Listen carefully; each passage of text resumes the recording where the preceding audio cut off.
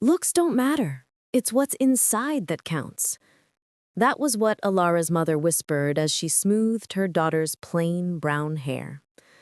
Elara clung to those words even after her mother died, even after her father left her behind with only memories and lies.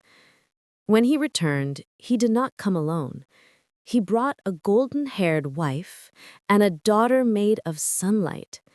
Serafina was everything Elara was not. Lovely, graceful, adored. Even her gowns shimmered like silver moonlight. Elara was nothing at all. Her stepmother's love belonged to Serafina. Her father's pride belonged to Serafina. The court's praise, the elders' promises, the suitor's flowers, always, always Serafina. And Elara was left with scraps, a distracted pat on the head, a cold room beneath the eaves, and her mother's cruel refrain. "Don't sulk, dear," Cordelia would say whenever her longing for affection became too obvious. "Envy is unbecoming, especially in one so plain." Cordelia was masterful in her cruelty. When their father was home, she'd include Elara with one distracted hand while embracing Serafina with both arms. She'd mention Elara's difficult moods and jealous tendencies with perfect maternal concern. "She's not like Serafina," Cordelia would tell their father when she thought Elara couldn't hear. And their father, tired from his travels and dazzled by his new family's golden beauty, would nod. But Elara had her mother's words to sustain her. Looks don't matter. It's what's inside that counts. She threw herself into learning languages, numbers, history. She read every book she could find, solved every puzzle, sharpened her mind like a blade. And at last, someone noticed. A great lord came seeking not Serafina's beauty, but the clever girl. For one shining moment, her mother's words seemed true. That night, Cordelia brought her warm milk and a smile sweet as poison. Elara drank, dreaming of love and worth at last. She should have known better. When she woke the next morning and saw what she had become, she finally understood the truth her mother had been too kind to tell her. Perhaps you didn't need to be the most beautiful for your inner worth to matter, but when you became the ugliest creature imaginable, you learned that the exterior would always matter more. And Elara looked at herself in the cracked mirror above her wash basin and screamed until her throat was raw. Chapter 1. The children had made up songs about Elara. Grayskin, grayskin, burning bright, stalking through the dead of night. Hide your face and lock your door, or grayskin will come back for more. Their high, sweet voices carried across the cobblestones, pausing only when their mothers hushed them with nervous glances in Elara's direction. Years had passed since she'd first been cursed, and she now kept to the edges of every village she passed through, moving through the markets like a shadow wrapped in a hooded cloak. Even so, she couldn't hide entirely, and so parents covered their children's eyes when she passed, prayed under their breath as if her very presence might contaminate their souls. "Please," she whispered to the herb seller, keeping her voice low, "just a loaf of bread for these mushrooms. They're good ones. Morels, hard to find." The woman didn't look at her directly. "Keep moving, Grayskin," she muttered. "You're scaring off my customers." Elara glanced around the empty market stall and said nothing. There were no customers to scare off. There never were when she appeared, no matter how briefly. She pulled her hood lower, trying to hide the perceived crime that was now her appearance. Her skin had taken on a rough, stone-gray hue with patches like granite across her cheeks and forehead.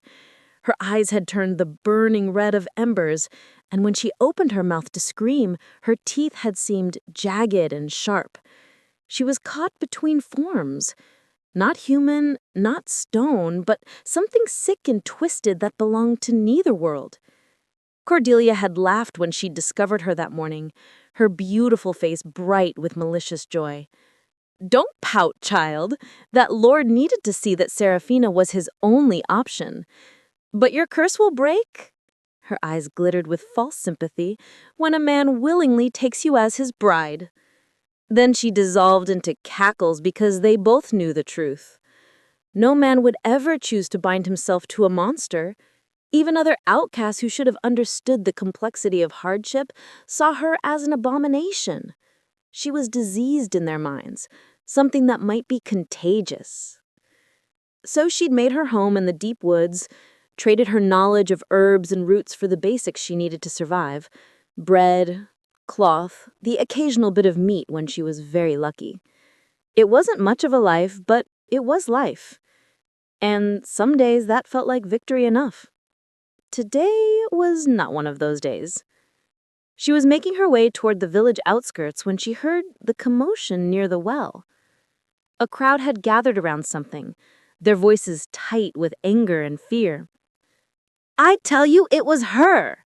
A woman's voice rose above the rest. "Who else would do such a thing? Grayskin will be the death of us all if we don't act." Elara's blood went cold. She knew that voice. Good wife Hester, a sharp-faced woman who had been calling for Elara's banishment from the village since the day she'd first appeared seeking trade. Hester's youngest daughter had been born sickly, and she'd somehow convinced herself that Elara's presence was to blame for the child's weak constitution. "We should have run her off months ago," Hester continued, her voice growing shriller. "Now look what's happened. Poor widow Agnes's chickens, all of them slaughtered in the night, torn apart like they'd been mauled by some wild beast." Elara's stomach dropped. She'd heard nothing about chickens, had been nowhere near the widow's farm. But the crowd was already murmuring agreement, fear overriding logic. She started to back away, but it was too late. Hester's sharp eyes found her in the crowd, and her face twisted with vindictive satisfaction. "There!" she shrieked, pointing directly at Elara. The crowd turned as one, and Elara found herself surrounded by a sea of hostile faces. "I didn't," she started, but her words were lost in the angry shouts. Strong hands seized her arms before she could think to run. The village constable wouldn't meet her eyes as he bound her wrists with iron shackles. "Sorry, Grayskin," he muttered, "but there's been a complaint made formal-like. Have to take you before the High King for judgment." "But I didn't do anything," she whispered, hating how small her voice sounded. "Do I?" He glanced at her face. "Can't say I know what you might do." Behind him, Goodwife Hester smiled with savage satisfaction. "Justice at last," she said loudly enough for everyone to hear. "The High King will know how to deal with creatures like this one." As they dragged her to the waiting cart, Elara caught a glimpse of movement near Widow Agnes's fence. Chickens, pecking peacefully on the ground around her. Alive, unharmed, every single one of them. But by then, it was too late for truth to matter. It always was when you looked like a monster. Chapter 2. The cart to the High King's castle was crammed with thieves, poachers, and debtors, who whispered in their chains. Elara shrank into a shadowed corner, her cloak drawn low, listening. "Heard the king grows harsher," muttered a gap-toothed man. "All on account of his sisters." "Poor princesses," sighed a milkmaid, "fading like they're drained of life, worn-out shoes every morning, though they never leave their chambers."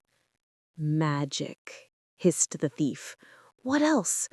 Remember the merchant's son who tried to solve it? Vanished. The hedge wizard, too. People don't dare anymore."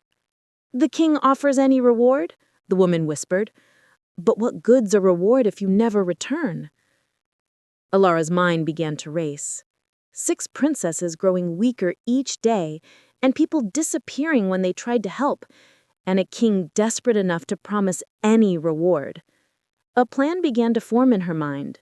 Desperate and dangerous, and perfectly suited to someone who had nothing left to lose. The castle loomed before them like a mountain of black stone, its towers piercing the sky like accusatory fingers. Elara's heart hammered against her ribs as they were herded through iron gates and stone corridors.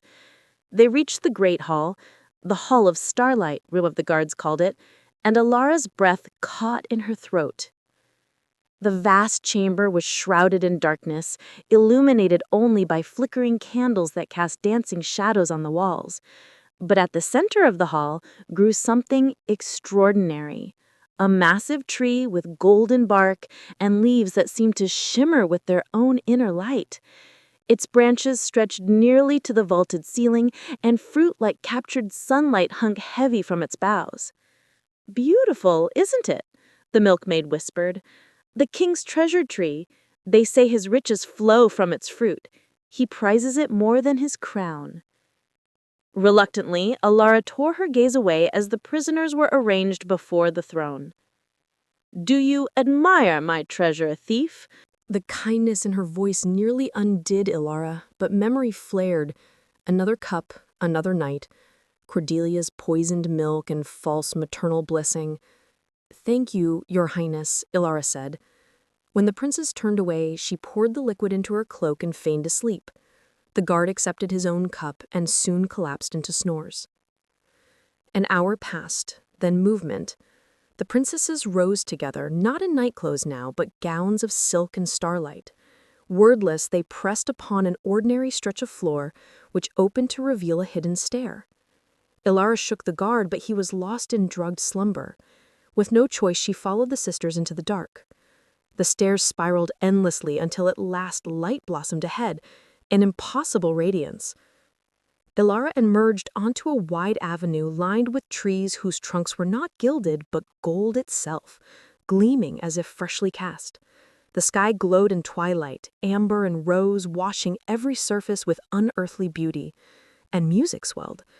Harps, flutes, voices in perfect harmony that brought tears to her eyes. Yet unease prickled Elara's skin. The place was too flawless, too dreamlike.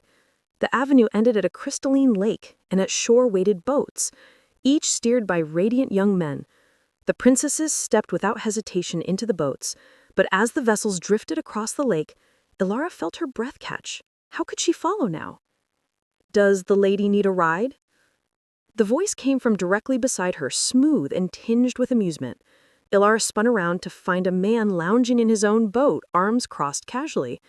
His hair was dark as midnight and his features sharp and elegant, with eyes that shifted between silver and deep blue, like the sea. Elara's breath caught, and she quickly pulled her hood lower. I have nothing to pay you with, sir," she mumbled. "Then I shall require no payment," he said, extending one graceful hand toward her. "Come."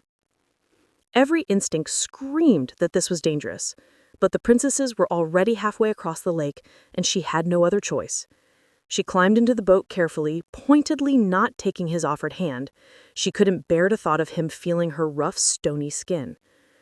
"Would the lady like me to take her to the ball?" he asked, pushing off from the shore. "The ball?" Elara blinked. "Well, what did you think the music was for?" His smile widened. "The ball. That must be where the princesses were going." Yes, please." The man pulled the boat with effortless skill, humming along with the distant music. When they reached the far shore, he leapt out with a dancer's grace and offered his hand again. Elara ignored it once more, keeping her face carefully turned away from him. It made him laugh. "I do not care about your curse, mortal child," Elara gasped, quickly ducking her face back into the shadows of her hood. "Very well," he heard him say. "Keep your secrets if you must." He gestured toward a path that led through gardens more beautiful than paradise itself. What Elara saw next stole what remained of her composure entirely. The ball unfolded within a vast garden pavilion, carved as though from a single crystal. Diamond and emerald pillars held aloft a ceiling open to twilight as hundreds of radiant figures moved across the floor, light as air. And at the heart of it all danced the 6 princesses, whirling endlessly. "What is this place?" Elara breathed. "The Fae Court, of course," her companion replied. "The Fae Court? The kingdom of the fair folk?" But as she looked around at the otherworldly perfection of every face and form, she knew it had to be true. Only magic could create such a place. She was about to ask more when she noticed the other Fae were pointing and laughing, and for a horrible moment she thought they were mocking her until her companion spoke again. "They find your princesses quite amusing," he said, his tone light but edged with something darker. "Why?" "Well, they do look rather silly, don't they?" He tilted his head. "Dancing themselves to death like wind-up toys. They won't last very long at this rate." Horror shot through Elara. She started forward, meaning to grab one of the princesses to shake her awake. "But useless," her companion said. "They won't hear a word you tell them. They've been compelled to come here." "By what?" Elara demanded. "By whom, you mean?" the man replied. Elara gritted her teeth. "Fine. By whom?" "They're here for the Fae King's amusement," he said, gesturing toward the far end of the pavilion. Elara followed his gaze to where a figure sat, watching the dancers with a profound boredom. "He doesn't seem very amused," she observed. "Oh, believe me, he very much is." The callousness in his tone made Elara's stomach turn. "I have to be going," she said, taking a step back. She had her answer. The princesses were being compelled by some Fae magic to dance themselves to death. But now a new fear crept in. Would this beautiful otherworldly creature simply let me leave? "Dance with me first," he asked, and for a moment his beautiful face showed something that looked almost like sincere hope. Elara's heart stuttered. "I cannot," she said. "You've been most kind, but I need to report back to the High King." She started to fabricate some excuse, but he interrupted her with a raised hand. "You should bring him proof," he said, "or he might not believe you. He didn't believe the others." "The others? You think you're the only one who's managed to find this place? Far from it. There were others who tried to warn your king, but who would believe such fantastical words? Your world has long forgotten ours." Elara blinked. Was this what had happened to the others who had tried and disappeared? They'd found this place, returned with wild stories of fairy kingdoms, and been dismissed as mad? She looked around desperately for something she could take as evidence. "Perhaps a branch from that tree," her companion suggested, pointing to crystal branches that sparkled. "No one will miss it." Elara glanced around the pavilion. The other Fae were absorbed in their dancing and laughter. "Thank you," she murmured, reaching for the branch. The moment her fingers closed around it, she felt something settle over her, invisible but heavy, like chains of air and shadow. "Oh no," the man said, his smile turning sharp. "Thank you for giving me such a good reason to keep you here." Elara stared at him in growing horror. "A reason," she repeated. "Well, yes, there are rules, you see. We can't keep humans here against their will. Unless," his smile widened. "Unless." Elara's voice came out as a whisper. Around them, she realized the dancing had stopped. Every beautiful face in the pavilion was turned toward them. "Unless the human steals something from my realm, of course." The man gestured toward the crystal branch. "Which you did." "You said I could take it," Elara snarled. "I said you should, not that you could. I didn't give it to you, did I? Which means you've stolen from me." She'd been played, Elara realized. "You tricked me," she spat. "I demand to speak to your king about this." "Very well," the man said, executing a perfect mocking bow. "You're looking at him." When she stared at him blankly, he straightened with evident amusement. "Lysander," he said, his voice now carrying the weight of ancient power and terrible beauty. "Fae King of the Silverwood Court, at your service." Chapter 4. Elara stared at the beautiful man before her, her mind reeling. "You're the king?" she said. "Indeed, I am," the Fae King replied with evident amusement. "Then what were you doing lounging around in a boat?" Elara exclaimed. "I happen to like boats," he shrugged. Elara's face fell. He'd orchestrated this entire thing, hadn't he? Led her step by step into stealing that crystal branch?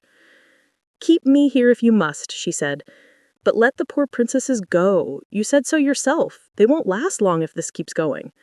"That's not hardly my problem, is it?" the king shrugged. "They've done nothing wrong," Elara protested. Maybe not. His eyes grew cold. But their eldest sister bargained with me and lost. This was the price agreed. Elara scoffed. You mean you lied to them just like you lied to me? She accepted our terms, Lysander snapped. I'm no liar. Then prove it, Elara said desperately. Give me a chance to earn your mercy and save the princesses. You want to bargain? The Fae King raised one elegant brow. Yes, Elara nodded. In exchange for the princess's freedom. The Fae King studied her with those shifting silver blue eyes. My lovely subjects, he finally said, turning to his court, I find myself reluctant to bargain with someone who will not show himself to me fully. For how can I judge the worth of a hidden player? The assembled Fae began to murmur. They wanted to see the cursed mortal, Elara realized. Come now, Lysander encouraged. Show us your curse, human. The challenge in his tone left her no choice. With trembling hands, she pushed back her hood.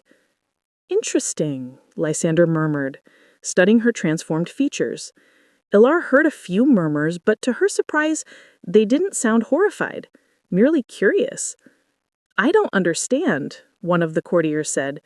She looks like a perfectly normal human, does she not? No, you fool, another replied. The normal ones have far less stone. Elara flushed, but forced herself to stand straight. What is your name? Lysander asked. They call me Grayskin, your majesty, Elara said quietly. And what do you call yourself? I've long forgotten to call myself anything else, Elara murmured. The Fairy King frowned in strange displeasure. Very well, Grayskin, then name your bargain. Elara took a deep breath. Give me a chance to earn your mercy and save the princesses. The Fairy King's smile was sharp as a blade. I will give you 3 trials, he said. Complete them all, and both you and the princesses may return to your realm. But when you fail, his eyes glittered with dark promise, I will transform you into a tree to grace my gardens for all eternity. Well, I was going to be stuck here forever anyway, Elara replied with forced lightness. Seems fair to me. But you could still move, still speak. The king shook his head. As a tree, you would be trapped in silent immobility forever. Elara managed a bitter smile. When I move, people quiver. When I speak, they run. At least as an immobile tree, I won't horrify others. Something flickered across the Fairy King's face. All right, he said.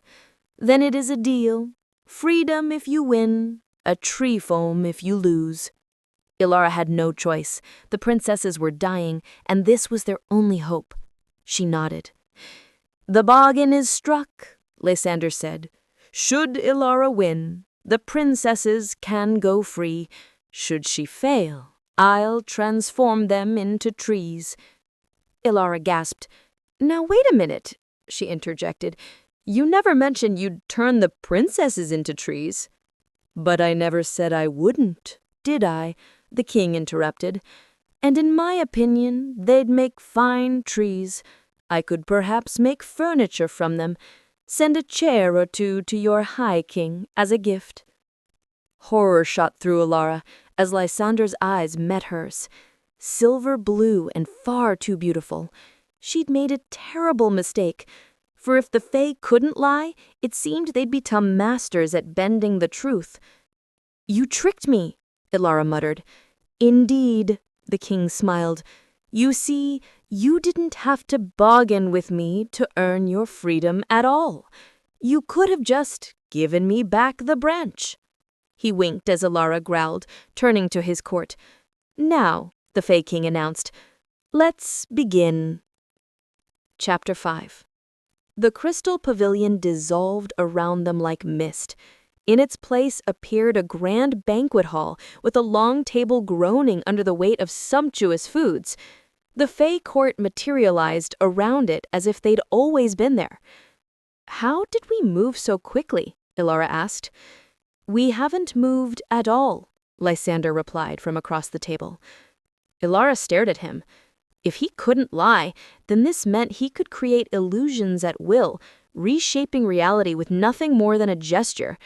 Everything here could be false. Everything could change in an instant. The realization was both terrifying and oddly fascinating. "Your first trial," Lysander announced, gesturing to the table where 2 goblets sat elevated in the center. One crafted from gold that caught the light, the other a humble wooden cup that looked battered. Elara approached the table cautiously.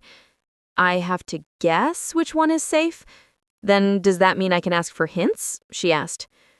"You can ask me whatever you like," Lysander said, settling into a chair. "But that doesn't mean I'll answer." "Because you might lie?" Elara asked, testing. The Fae King's expression shifted to one of genuine offense. "I told you, human, we Fae do not lie." "But you lied before when you told me that other man was the Fae King," Elara pointed out. "I did not," Lysander replied smoothly. "I said the princesses were here for the Fae King's amusement, and you assumed."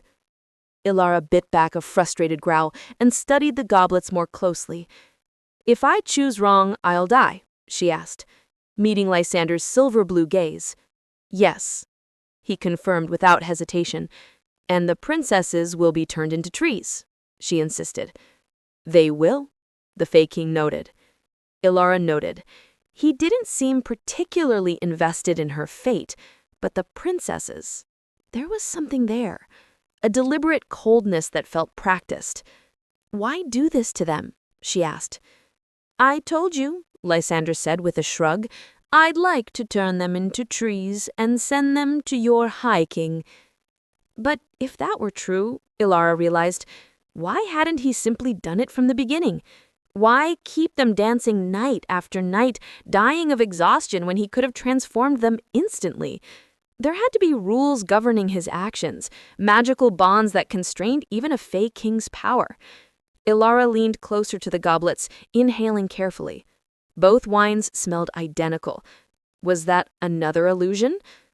"One of these goblets contains poison," she confirmed. "Yes, and one does not." "Correct. And you cannot lie." She checked. "I cannot." His tone was almost indulgent, as if he were enjoying her methodical approach. I stepped back, studying the cups again. This wasn't a game of pure chance. If it were, both goblets would look identical. The dramatic difference between them had to be significant. One beautiful, one plain, one that would naturally attract attention, one that would be overlooked. "I wonder if this is a test of character," she murmured. "Obviously, most people would choose the golden cup. It's more appealing than that wooden thing." "Obviously," he agreed, and she caught a glint of amusement in his eyes. "Unless, of course, that's exactly what you want me to think." She paused, her mind racing. "That this is about humility, that I should choose the plain cup when it's actually the golden one that's safe." The Fae King's smile stretched wider. "That would be quite deceitful of me." He hadn't actually answered, just deflected with another question. Elara found herself oddly charmed by his evasiveness. There was an artistry to it. "Which one would you choose to drink from?" she asked. "The one that doesn't contain poison, of course," he replied smoothly. Despite her frustration, Elara felt her lips twitch. Words had meaning here. One had to use them carefully. "Can you tell me if this cup contains poison?" she asked, pointing to the golden goblet. "Yes, I can," Lysander said, clearly enjoying himself. When he said nothing more, Elara tried again, this time even more precise. "Does this cup," pointing to the golden cup, "contain poison?" "It very well could, couldn't it?" The king tilted his head thoughtfully. "Then again, perhaps it's the other one that does." Elara found herself studying his face with growing fascination. "This poison you mentioned, if you were to drink it, it would kill you." "Yes, if I were to drink enough of it." "I see," Elara nodded, acting scared. "And is there enough poison in the poisoned cups to kill even you?" "Yes, there is." But then he caught on and his eyes widened as Elara grinned triumphant. Right. So that means both cups are poisoned since you just confirmed there's enough poison in the poisoned cups, plural, to kill even a Fae King. The court fell silent, and Lysander stared at her with an expression of surprise and annoyance. But you said only one goblet was safe, Elara continued, thoughtfully. That means there have to be a safe option. There is a way for me to win this challenge, right? Yes, the king admitted with visible reluctance. The court began murmuring excitedly. Even Lysander looked intrigued despite his annoyance. But oh, gray skin, he said with false innocence, you didn't ask how much time you had left. Ice shot through Elara's veins. How much time do I have left? She asked. As of now, Lysander glanced at nothing in particular. 1 minute. Elara's mind raced. She was almost out of time. She had to think and fast. Let's see. The Fae King couldn't lie. He'd told her 1 cup was safe, but also that multiple cups contained poison. Right now, Elara only see 2 cups, but if both were poisoned and 1 was safe... 30 seconds, Lysander announced cheerfully. Elara thought of the easy way the king had transformed the ballroom into a banquet hall. It was all an illusion, which meant that it wasn't because she couldn't actually see a 3rd cup, that there wasn't one. Lysander had never actually said she had to choose between these 2 cups. He just said she had to choose the safe cup. Elara began running her hands across the table surface, around the visible goblets, searching desperately. You know, Lysander said conversationally, for a human, you're not a complete fool. Elara looked up to find him watching with undisguised interest. Then her fingers brushed against something cold and rough, like stone, an invisible goblet right where she'd hoped it would be. She grabbed the unseen cup and drained it. Well? She asked breathlessly. Lysander's annoyed expression was answer enough, and Elara almost cheered, but then the colors around her began to shift and swirl. I guessed I right, didn't I? She asked, her voice coming out strangely giddy. The Fae King said nothing, just watched with those mesmerizing eyes as she began to giggle. Everything was so lovely, so wonderfully bright and spinning. Only when she hit the stone floor did she realize she might have been wrong after all. Chapter 6. When Elara woke next, her head still spun with lingering dizziness. She was lying in a bower of living trees, their intertwined branches forming a bed around her. And beside her, lounging in a chair that seemed grown from the garden itself, sat Lysander. I don't know if I'm impressed or annoyed, little... Elara struggled to sit up. Did I guess right? She asked. You did, Lysander confirmed. Then, seeing her questioning look, he added, drinking or eating anything from this realm will have effects when you are mortal, even when it isn't poison. Elara nodded slowly. Come, the Fae King said. Walk with me while you recover fully. Lysander guided her through the gardens toward what appeared to be a hedge maze with walls formed of roses that bloomed in impossible colors. In the distance, a magnificent castle rose against the twilight sky, its towers seeming to pierce the very stars. As they walked deeper into the maze, Elara caught the king studying her with an expression of curious fascination. Tell me about your curse, he requested. Elara sighed. A witch cursed me for stealing her corset? She deadpanned. Really? Lysander asked, sounding so surprised. Elara snorted. No, she admitted with a grin. That was a... But Lysander's entire posture suddenly stiffened. You lied? He asked, looking her in the eye, no less. The words came out like an accusation, his voice rising with genuine shock. I'm sorry, Elara said quickly. I didn't mean to lie. I meant to joke. Lysander stared at her as if she'd confessed to some unspeakable perversion. For us, sometimes a little lie is kinder than a harsh truth. It's not easy to speak about my curse. You have no idea what it's like being trapped in a form that isn't truly yours. Lysander's expression grew unexpectedly somber. I have some idea, he said quietly. But there is no such thing as a little lie. Falsehood is falsehood, and it corrupts everything it touches. The depth of his revulsion made Elara's stomach twist with remorse. I'm sorry, she repeated. Truly, I won't do it again. Would it help if I told you the real story about how I got cursed? Lysander studied her face for a long moment, then nodded slowly. My stepmother had a daughter from her previous marriage, Seraphina, who she obviously favored. Elara told him the whole story and concluded, when I woke up, I was like this, and Seraphina screamed when she saw me. She screamed? Lysander asked, confused. Because I look like this, obviously, Elara said, gesturing at herself. Lysander stared. Ugly, Elara clarified bluntly.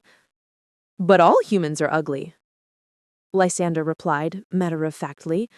None of you can cast glamour spells or shape your forms at will. Elara gaped. To him, all humans seemed as ugly as her. Well, she explained, to other humans, I'm particularly monstrous. People fear me, accuse me of crimes, try to hurt me. Then why didn't you bargain for me to break your curse? Surely that would solve your problems more completely than saving a handful of princesses. The question caught Elara off guard. I didn't want the princesses to die, she explained, making Lysander shrug. And why not? He shrugged. All humans are the same. Deceitful, hateful, quick to turn on one another. Are the Fae any better? Elara asked. Probably worse, actually. Lysander smiled. But at least we don't lie. Why is truth so important to you?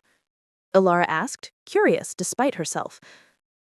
Lysander paused, his expression growing serious. Because our words shape our world. When we speak, we don't merely describe reality, we have the power to make it so. His eyes met hers. A carelessly spoken word can reshape the very fabric of existence, can bind or free, create or destroy. The weight of that revelation settled over Elara like a heavy cloak. No wonder the Fae were so careful with their language. Which is why you should make amends for lying to me, Lysander said, his tone returning to its earlier lightness. Didn't I do that already? Elara challenged. Lysander's answering smile was dazzling. Tell me your name, he requested, your true name, not what others call you. Elara opened her mouth to answer, then stopped as understanding dawned. If words have power, then names do too, don't they? Lysander's smirk was answer enough. Does that mean you won't tell me? He asked. Elara decided to play his game, answering question with question. When does my next task begin? She asked, changing the subject. Lysander's smile widened with wicked delight. Your next task? He asked. Oh, but it's already started. Elara spun around, taking in the towering hedge walls with new eyes. This wasn't a pleasant garden stroll. This was the trial. She was trapped in here while time ticked away, and she had no idea what she was supposed to do. May I know the rules? She asked through gritted teeth. I already told you those as well, Lysander smirked. You ought to listen more carefully. Elara fought back frustration. How much time do I have left? Lysander gestured ahead of them. Until the clock strikes 12, he said cheerfully. I can't see a clock, Elara protested. Good luck, Lysander said with a mocking little bow, and then he vanished, leaving Elara alone in the maze. Chapter 7. Elara forced herself to think logically. The task had started when she entered the maze, so surely getting out of it must be the key to success. She began walking, trying to map the twisting pathways in her mind, Left turn, dead end. Right turn, another dead end. The hedge walls stretched impossibly high, their rose-covered surfaces beautiful but impenetrable. After a good half-hour, desperation began to set in. But then she thought, what if this was another illusion? What if the walls only seemed real, but could be passed through with enough determination? She pressed her palms against the nearest hedge wall, pushing with all her strength. The thorns bit into her skin. The branches felt solid and unyielding, but she kept pushing. Maybe if she just tried hard enough. "What are you doing, child?" Elara spun around to find a tiny old woman watching her with curious eyes. She was bent with age, her wrinkled face deeply weary. "I'm trying to get out of this maze." "You'd need to find an exit for that," she said mildly. "That's generally how mazes work." "But these walls could still be illusory." "Can you feel them?" Elara pressed her hand to the wall again. The thorns pricked her palm. "Well, there's your answer then," she said with a shrug, and began to walk away. "Wait," she hurried after her. "Do you know the way out?" "Oh yes," she replied without stopping. "Can you show me, please?" The old woman paused, turning to look at Elara. "I would, but that sounds awfully tedious." "Please, I really need to get out." Yes, they always need to get out, don't they? It's always the same." "Who's they?" "A sea of faces, all identical in their desperation." She waved a dismissive hand. "Have you met many people in this maze?" "I've met them all. I'm bound to this place, you see." "You're stuck here?" "Indeed, child." "And out of all these people you've met, who managed to get out?" "None." Elara's heart sank. "There has to be a way," she moaned despairingly. "I can't stay here." "Oh, it's not so bad. There's a corner of the maze where owls have taken roost." "How does that help me?" Elara frowned. "I don't know," she shrugged. "They're owls. They're quite lovely." Elara wanted to scream. "Why don't you get out?" she asked instead. "If you know the way." "I can't." The old woman sighed. "The Fae King said I have to stay here." "Why?" "Because he wants me to cry," the answer came matter-of-factly. "He wants you to cry?" Elara repeated. "Indeed he does. He longs for my tears specifically." "And you won't just try to cry?" The old woman looked at her with something approaching pity. "Of course I tried, but you have to feel something to cry, and I've long stopped feeling anything at all." Elara sighed. "Sometimes I wish I could feel nothing," she said quietly. The old woman's expression grew sharp for the first time. "You have no idea the emptiness that requires," she said. "What's the point of living if not for emotions?" "Well, if the emotions are pain and sorrow and shame," Elara sighed. "Pain and sorrow and shame at such a young age?" The woman's voice carried genuine curiosity now. "How interesting."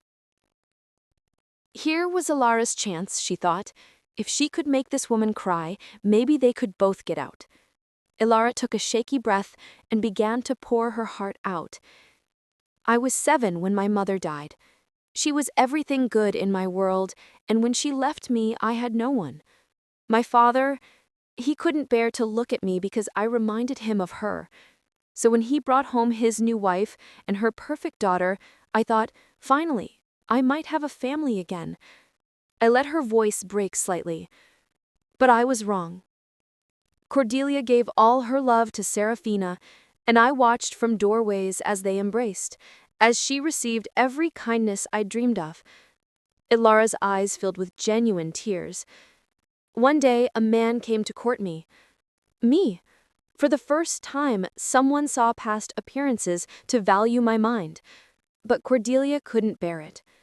She brought me poisoned milk, smiling as she offered it. And her voice cracked, I was so desperate for her approval that I drank every drop. She wiped her eyes dramatically. When I woke, I was like this. My own family banished me as if my curse might contaminate them. Elara's shoulders shook with suppressed sobs. And for 3 years, I've lived alone in the wilderness, watching children run from me in terror. I've been accused of crimes I didn't commit, hunted like the monster I've become. By the time she finished, tears were streaming down her own cheeks. She peeked past her hood at the old woman's face, but her expression was perfectly blank. "That's it?" she asked, crossing her arms. "That's your great tragedy? You're not as pretty as your sister." "You don't understand," Elara protested. She pushed back her hood, revealing her stony skin, her red eyes, the rough patches covering her face. The old woman's eyes widened. Then she began to laugh. She laughed and laughed, pointing at Elara with one gnarled finger. "Oh, look at you," she wheezed between fits of mirth, "crying so pathetically over a little bit of stone." "A little bit?" Elara protested. "I'm covered in it." This only made her laugh harder. "You say that like it's something tragic, you silly thing." She doubled over, tears of laughter beginning to stream down her wrinkled cheeks.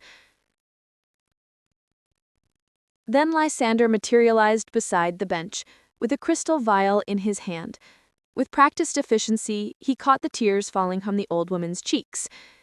"Well," he said to Elara with grudging admiration, "you did make her cry, I suppose. Congratulations." The maze dissolved around them, revealing the crystal pavilion and the assembled Fae court. They burst into applause, their melodic voices ringing with genuine appreciation. "You mean I passed?" Elara asked Lysander. "You did," he admitted. The old woman continued laughing at his expression, which only seemed to deepen his annoyance. Then, with a sound like crackling flames, she burst into smoke and transformed into a magnificent bird, feathers of gold and crimson, eyes like burning coals, and flew away.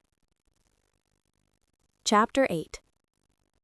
The moment Lysander materialized beside her the bed after the maze trial, Elara asked, as my third task started. Better be safe than sorry, she would ask him every day now. "No," Lysander replied. "I thought we could see the Hall of Whispers today. The acoustics are quite remarkable." Elara blinked. The Hall of Whispers. Why would he need to show her that?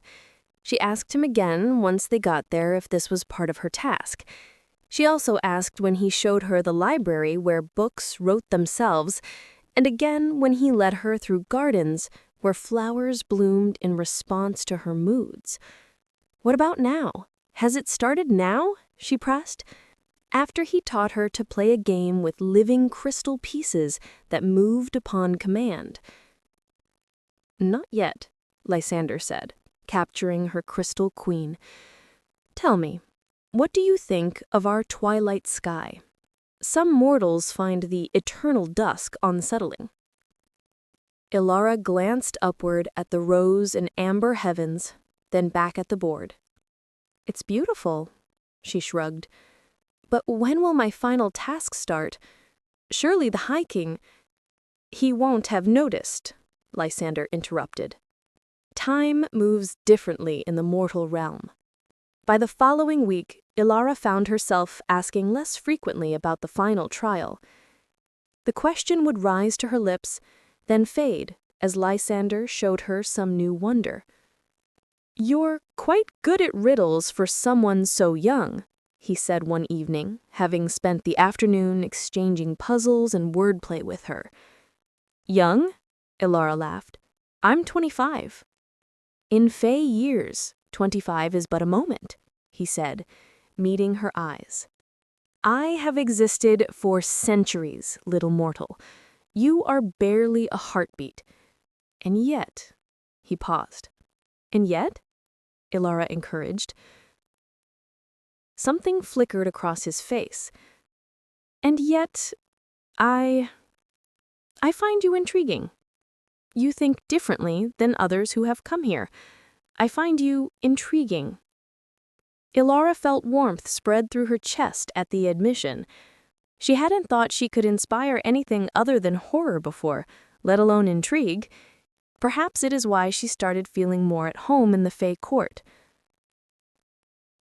Golden leaves began to fall, and she had yet to take her third trial. She had her own chambers now, and a sprite attendant, Pip, who brought meals that tasted like childhood memories and dreams made manifest. "You're cheating," she accused one evening as Lysander's crystal army surrounded her last defending pieces.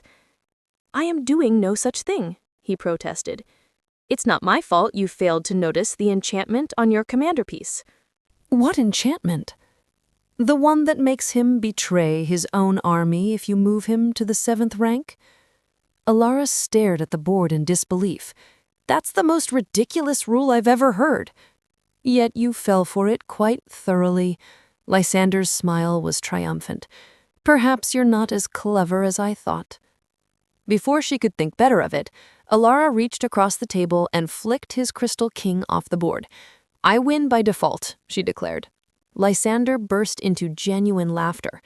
The crystal trees had shed all their silver leaves and begun sprouting new growth of palest gold when Elara overheard the pixies gossiping near the fountain in the rose court. "Poor princesses," one was saying with mock sympathy, "still dancing alone in those woods." "How much longer do you think they'll last?" asked another, her voice bright with malicious curiosity. "Oh, not long now. No one's coming to save them." The words hit Elara like ice water. The princesses, the dancing, dying princesses she had sworn to save. She pressed herself against the marble pillar, horrified by the realization that she couldn't immediately recall their faces. How long had it been since she'd thought of them? Days? Weeks? Elara fled before she could hear more, the pixies' laughter following her through the corridors. She wandered the palace in a daze until she found herself in a part of the garden she'd never seen before. Golden trees lined a peaceful grove, their branches heavy with fruit that gleamed like captured sunlight. She'd admired these trees on her first night here, drawn to their beauty and the inexplicable sadness. "Lovely, aren't they?" Pip's voice made her jump. The little sprite had followed her, hovering at her shoulder. "The king's collection of champions." Elara frowned, looking at the trees. "Champions?" she repeated, confused. "Why, yes," Pip said. "You are looking at all the brave humans who came to save the dancing princesses before you. They make such lovely additions to the garden." Elara stared at the crystal trees in shock. That evening, when Lysander appeared with his usual chess set, she was ready for him. "I want to take my third trial," she said, before he could sit down. He paused, the crystal pieces half materialized in his hands. "And you will," he said, "when it pleases me." "The princesses are dying," Elara said, her voice sharp. "While I've been playing games and letting you distract me, they're dancing themselves to death, which was all part of your plan, wasn't it? Why risk letting me take the trial and free them when you could just make me forget about them?" Lysander kept silent, and so, gesturing towards the garden, she added, "And all those people, all those champions you turned into trees, they had families, lives, people who loved them." "Are you quite finished?" he interrupted. His gaze grew cold, his expression petulant. "Haven't I given you everything you desired? Riches, safety? You are happy here, aren't you, with me?" Elara pursed her lips, avoiding his eyes. His eyes were too beautiful a distraction. "What would it take," she asked quietly, "for you to give me my trial?" Lysander stared as if he kept silent long enough she would drop the subject. "Tell me your name," he said eventually, and there was something defeated in his voice. "Your true name. Elara studied his face. He looked sad now, and she couldn't understand why. "If I give you my name, you'll let me take my trial?" she asked. "Yes," Lysander agreed, though he didn't seem happy at the prospect. "All right," Elara agreed, "but if I succeed, you'll free the people in your grove. All of them. Turn them back from trees to their true forms." Lysander's eyes narrowed. "Why bargain for strangers?" he sneered. "Ones who would fear your appearance, reject you." Elara winced. "Because no one deserves to be trapped forever." Lysander was quiet for a long moment, something unreadable flickering across his features. "Very well. Give me your name, and if you succeed in your final trial, I will restore them all." She took a breath. "Elara," she said softly. "My name is Elara." Lysander's eyes widened as if he hadn't expected her to actually tell him. Then his expression grew solemn, and she saw something that looked almost like regret flicker across his features. "Then your final trial begins now, Elara." And the world around them began to shift and change. Chapter 9. The world dissolved around them, reforming into the most magnificent ballroom Elara had ever seen. Crystal pillars soared toward a ceiling painted with constellations that moved and danced, and the entire Fae court was present, dressed in their finest regalia. "Your final trial," Lysander announced. "You must find what you need to go home before the last dance ends." Elara looked around the vast ballroom. "What am I looking for?" she asked. "That," Lysander said, "is for you to discover." The music swelled and couples began to glide across the dance floor. "But surely you won't refuse me one dance before you begin your search?" Elara shook her head. "I should focus on the trial."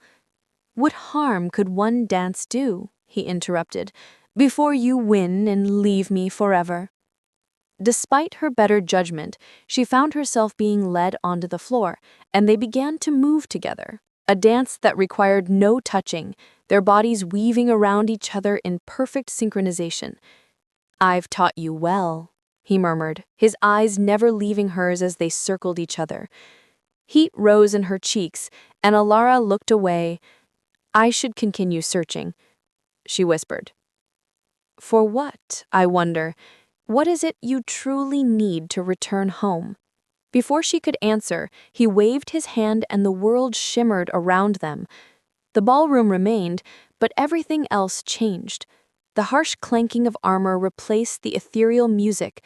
The scent of horses and unwashed bodies overpowered the perfume of night-blooming flowers. The High King's brutal court materialized around them. "This is what awaits you," Lysander said. "Suspicion, hostility, a world that sees you as nothing but a monster." The vision faded, returning them to the crystal ballroom. "But you don't have to go," he continued. "You could stay here." "As my prisoner?" Elara snorted. "As my queen," he replied. She stumbled slightly and stared at him with wide eyes. "Stay," he repeated. "Rule beside me. Never again apologize for what you are." "You don't mean that," Elara whispered, eyes welling. "You barely know me." "I know you're clever enough to amuse my phoenix, brave enough to face impossible trials, kind enough to bargain for strangers' freedom." His eyes burned into hers. "I know that in centuries of existence, no one has ever made me wish I were—" He trailed off with a wince. "Wish you were what?" Elara insisted. "Whole," he said quietly. Before she could respond, he waved his hand again. The world shimmered, and suddenly she was standing before an enormous mirror framed in silver and starlight. But the reflection staring back at her wasn't the cursed creature she'd grown accustomed to. It was herself before the curse, but herself perfected. Her skin was smooth and unmarked, glowing with health and vitality, and she wore a gown of gold scattered with diamonds. "This is how I see you," Lysander said, appearing behind her in the reflection. "This is who you truly are." Tears gathered in her eyes as she stared at the vision of herself. Beautiful, regal, worthy of love. "You could look like this always," he said softly. "Never again would someone you love choose another over you." In the reflection, he stepped closer, his hands hovering near her shoulders, as if he longed to touch but couldn't quite manage it. "Stay with me, Elara. Be my queen and my equal. Let me give you everything your world denied you." She turned from the mirror to face him directly, her heart hammering against her ribs. The offer was everything she'd ever dreamed of. No more hiding, no more shame, no more loneliness. "And the princesses?" she asked, though her voice came out barely above a whisper. "What of them?" He stepped closer. "You barely knew them. Does it truly matter?" "Of course it does." "Why?" His voice was genuinely puzzled. "Why sacrifice yourself for strangers? Do they truly matter to you more than me?" She stared up at him, this impossibly beautiful creature who offered her everything she'd ever wanted. Looking saddened by the thought she may not care for him, she reached for him with her hand. "Lysander," she said softly. Her fingers passed through his cheek like mist. The shock of it hit her like cold water. He wasn't even here. He was just another illusion. "You're not real," she whispered, her hand falling to her side. "None of this is real." Pain flashed across his features. Genuine, devastating pain that made her chest ache. "Elara, you tricked me," she said, backing away from him. "Even now, you're trying to trick me." "I wish I hadn't had to," he said quietly. "I wish things could be different, but they're not." She looked around the ballroom, seeing it now for what it was. Another test, another temptation designed to make her abandon her purpose. "Are you even real?" she asked, her voice breaking. "As real as I can be," he said, reaching for her in vain. "This isn't about finding an object, is it?" Elara shook her head. "It's about finding the will to leave." Lysander said nothing, but his silence was confirmation enough. "I won't abandon the princesses." She lifted her chin, meeting his gaze directly. "Not for beauty, not for power, not even for—" She swallowed hard. "Not even for you," she thought, but she kept that last part to herself. Something shifted in the air around them. The ballroom began to fade, the music growing distant, the other dancers becoming translucent as ghosts. "You have succeeded," Lysander said formally. "You found what you needed to go home." "My resolve," Elara guessed. "Yes, your resolve." He inclined his head in a gesture of surrender. "You may return to your realm, Elara of the mortal world. The princesses will accompany you, and those who were transformed into trees will be restored to their true forms, free to return to their own lives." The Fae court was gathering around them now, but their expressions weren't mocking or cruel. Instead, they watched with something like fascination.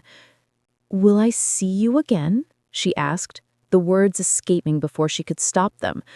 Lysander's smile was beautiful and heartbreaking. He said, "In a way." The world began to spin around her, colors blending and reality shifting. The last thing she saw was his face, etched with longing and loss, before everything went white and she was falling back toward the mortal realm and the life she had chosen over him. Chapter 10. Elara found herself standing in the High King's castle once more. Though the familiar space felt alien after the ethereal beauty of the Fae realm, lit only by flickering candles and torches, around her stood the 6 princesses, no longer pale and exhausted, but radiant with health and vitality. And behind them crowded dozens of people she'd never seen before, all blinking in confusion and wonder. The transformed champions, the people who had been trees. She should have felt triumph, Elara knew. Instead, a hollow ache filled her chest. "He never loved you," she told herself firmly. "It was all part of the trial." "What happened?" The High King's voice boomed across the hall. "Where have you been? We've been searching for you all morning." Mourning? Ilara's voice sounded hollow to her own ears. She'd spent weeks in the Fae realm, but apparently here, it hadn't even been a day. Explain yourself immediately, the king commanded. What sorcery is this? Mechanically, Elara told her story. The Fae, the dancing compulsion, the trials. The words felt like ash in her mouth. What did any of it matter now? She had done what was right and lost Lysander. Fae magic? The High King snarled when she finished. You expect me to believe this children's story? It's true, Elara said dully. Prove it then. Show me this magic you claim to have witnessed. Elara gestured vaguely at the rescued people. They were trees. Now they're not. That's your proof, she said. I see a group of vagrants and criminals, nothing more. For all I know, you've made all this up. The accusation should have stung.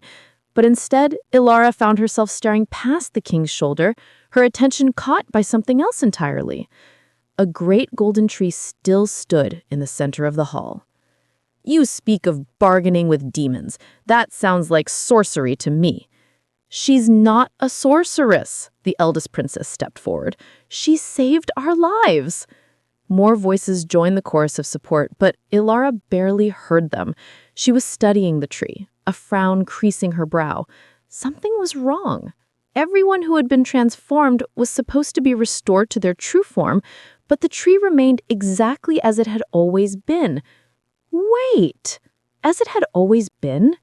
Her breath caught. She remembered admiring this very tree on her first night in the palace. She'd assumed it was one of the High King's decorations, but she now knew trees like this don't grow in the mortal realm. She'd only seen their like in one place, the Fae court. Elara deserves the reward that was promised, one of the princesses said. You owe him.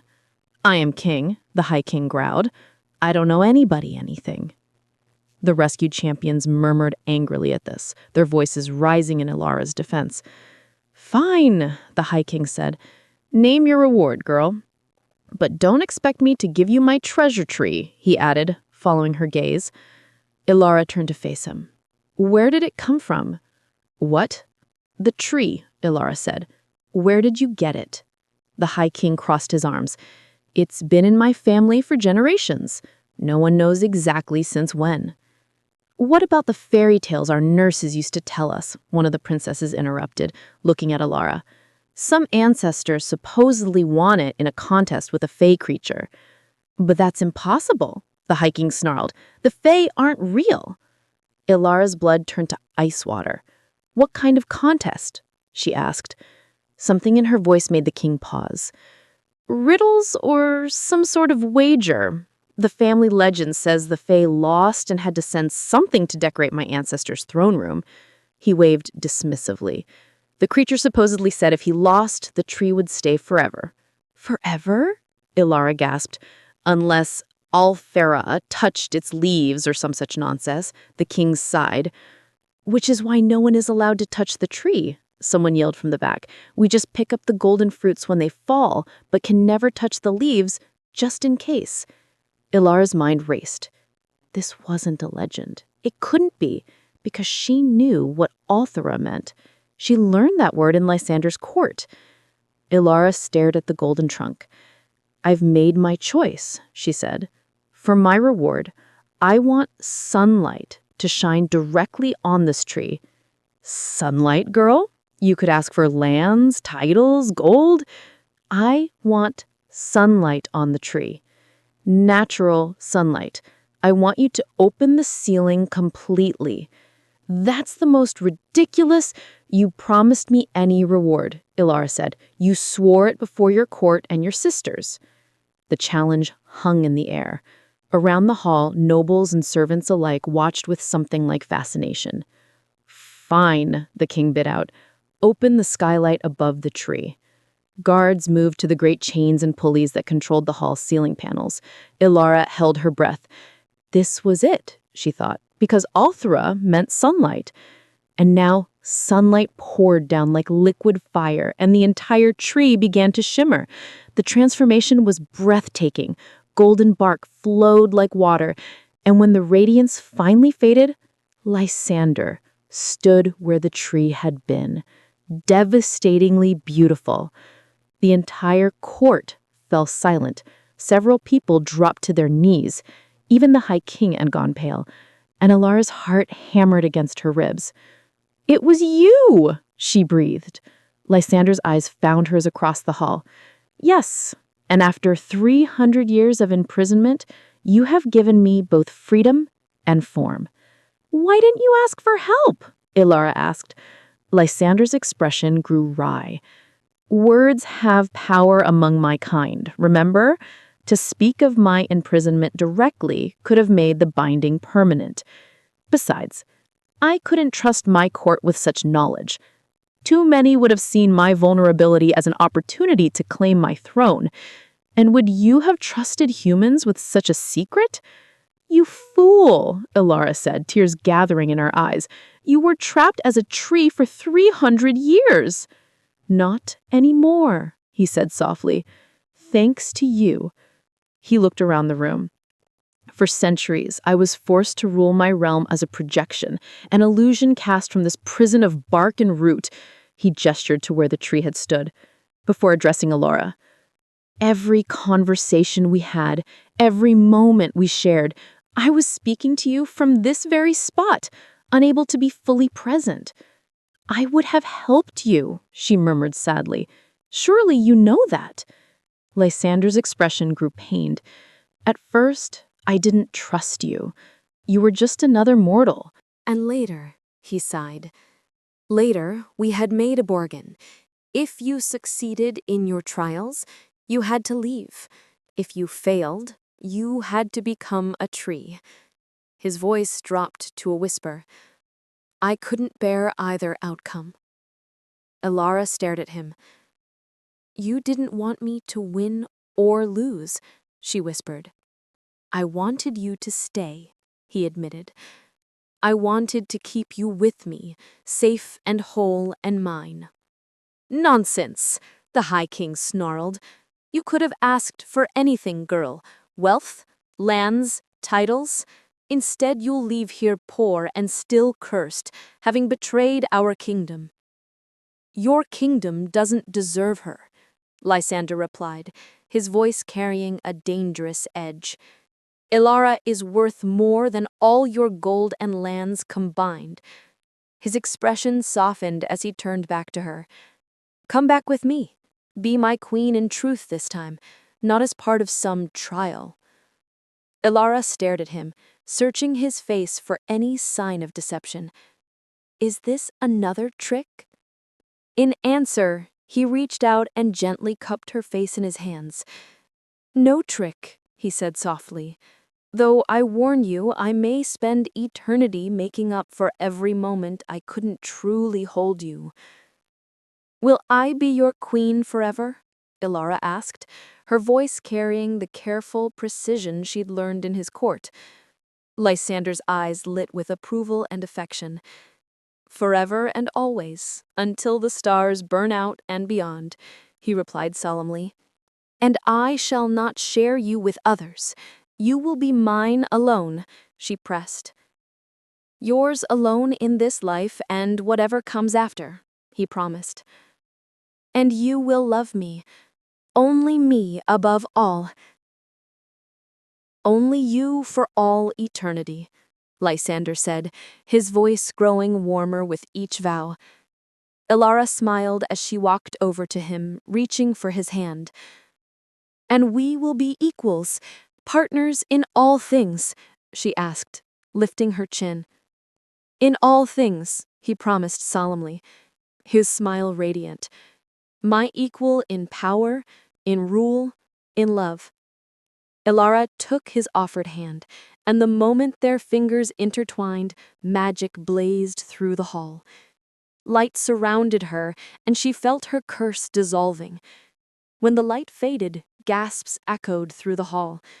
She stood transformed, glowing with confidence and power and the unmistakable aura of Fae royalty.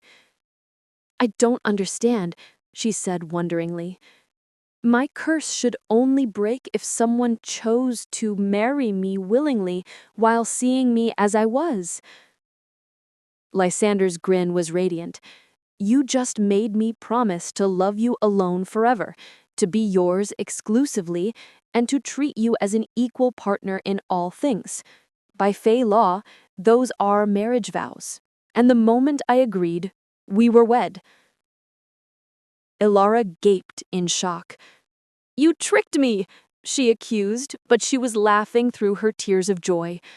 "Of course I did, and I shall trick you many more times, just as you will undoubtedly trick me. After all, you are now my queen and equal. Deception is one of our greatest arts." The princesses began to cheer, and the sound spread through the hall as others joined in celebration. And then Lysander kissed her, the kiss she dreamed of through all their impossible courtship, real and warm and full of promise. Around them, the hall erupted in joy, but Elara heard none of it. There was only Lysander, solid and present, and hers, and the sunlight streaming down to bless their union. The fairy tale at last had found its happy ending.